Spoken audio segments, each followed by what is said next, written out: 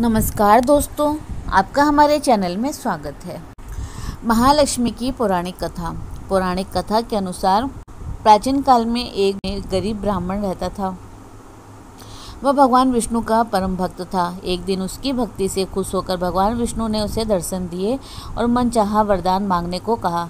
ब्राह्मण ने कहा कि उसके घर में हमेशा लक्ष्मी का वास हो। इस इच्छा को जानने के बाद विष्णु जी ने कहा कि उसे लक्ष्मी तो प्राप्त हो सकती है, लेकिन उसके लिए उसे थोड़ा प्रयत्न करना होगा।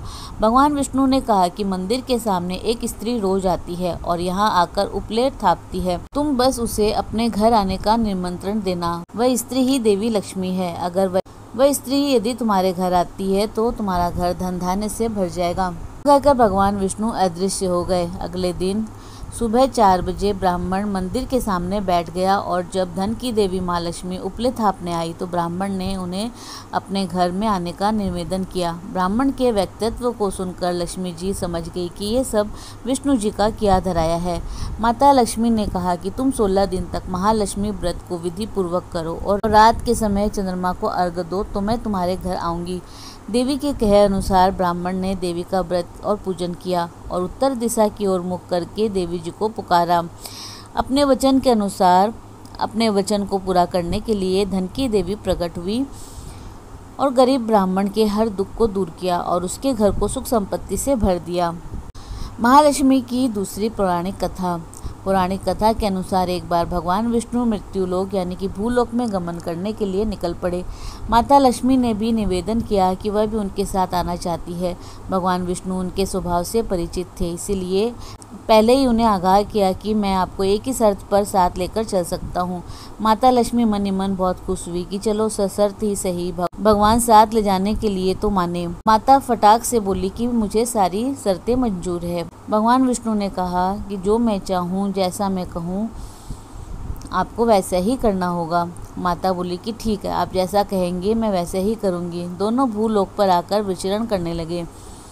एक जगह रुककर श्रीहरि ने माता से कहा कि मैं दक्षिण दिशा की तरफ जा रहा हूँ, आपको यहीं पर मेरा इंतजार करना होगा। ऐसा कहकर भगवान विष्णु दक्षिण दिशा की तरफ बढ़ गए। अब माता को जिज्ञासा हुई कि दक्षिण दिशा में ऐसा क्या है जो भगवान मुझे वहाँ नहीं ले जाना चाहते। माता का स्वभाव तो वैसे भी चंचल ही माना जाता है। उनसे वहाँ पर ज़्यादा देर तक रुका नहीं गया और वे भगवान विष्णु की तरफ ही बढ़ने लगी। आगे जाकर माता को सरसों के खेत दिखाई दिए। उनकी सुंदरता ने माता का मन मोह लिया। वे फूलों को तोड़कर अपना श्रृंगार करने लगी। इसके बाद कुछ ही दूर आगे बढ़ी थी कि गन्ने के खेत उन्हें दिखाई दिए। उन्हें गन्ना चूसने की इच्छा हुई तो गन्ना तोड़कर उन्हें चूसने लगी कि भगवान विष्णु वापस आ गए। सरसों के फूलों से सजी माता लक्ष्मी को गन्ना चूसते हुए देखकर भगवान विष्णु उन पर क्रोधित हो गए। भगवान ने कहा कि आपने शर्त का उल्लंघन किया है। मैंने आपको यहाँ रुकने के लिए कहा था, लेकिन आप नहीं रुकी और यहाँ किसान के खेतों से फूल और गन्ने तोड़कर आपने अपराध किया है। इसकी आपको सजा मिलेगी। भगवान विष्णु ने लक्ष्मी जी को 12 वर्ष तक किसान की सेवा करने का श्राप दे दिया और स्वयं क्षीर सागर गमन कर गए। अब विवश माता लक्ष्मी को किसान के घर रहना पड़ा। एक दिन माता लक्ष्मी ने किसान की पत्नी को देवी लक्ष्मी की प्रतिमा की पूजा करने को कहा और बोला कि इससे जो भी तुम मांगोगी तुम्हें मिलेगा। कृषक की पत्नी ने वैसा ही किया। कुछ ही दिनों में उनका घर धन धान्य से पूर्ण हो गया। हंसी खुशी समृद्धि में 12 साल समय बीत गया। अब भगवान विष्णु माता को लेने के लिए आए तो किसान ने माता को न जाने देने का हठ किया। इस पर माता लक्ष्मी ने कहा कि कार्तिक कृष्ण पक्ष की 13 के दिन यदि वह विधि पूर्वक मेरी पूजा करे तो वह उसके घर से नहीं जाएगी, लेकिन वह इस दौरान उन्हें दिखाई नहीं देगी। वह एक कलश की स्थापना करे और उसमें कुछ धन रखे, यानी कि धन ही लक्ष्मी का रूप होगा।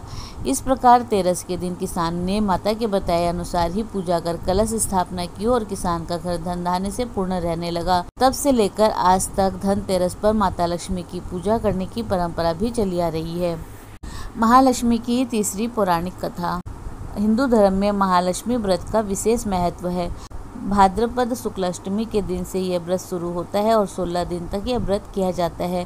इस व्रत में देवी लक्ष्मी की पूजा की जाती है। इस व्रत को करने से सुख समृद्धि और धन की प्राप्ति होती है। इस व्रत से जुड़ी कई तरह की लोक कथाएं हैं, लेकिन कुछ कथाएं काफ़ी प्रचलित है। महाभारत काल के दौरान एक बार महर्षि वेदव्यास जी ने हस्तिनापुर का भ्रमण किया।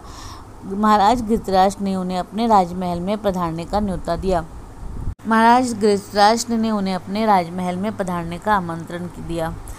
रानी गांधारी और रानी कुंती ने मुनि वेदव्यास जी से पूछा कि हे मुनि, आप बताएं कि हमारे राज्य में धन की देवी माँ लक्ष्मी और सुख समृद्धि कैसे बनी रहे। यह सुनकर वेदव्यास जी ने कहा कि यदि आप अपने राज्य में सुख समृद्धि चाहते हैं तो प्रतिवर्ष अश्विनी कृष्ण अष्टमी को विधिवत श्री महालक्ष्मी का व्रत करें। मुनि की यह बात सुनकर कुंती और गांधारी दोनों ने महालक्ष्मी व्रत करने का संकल्प लिया।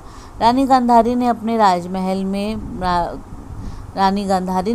राजमहल के आंगन में 100 पुत्रों की मदद से विशालकाय गज का निर्माण करवाया और नगर की सभी स्त्रियों को पूजन करने के लिए आमंत्रित किया, किंतु रानी कुंती को निमंत्रण नहीं भेजा।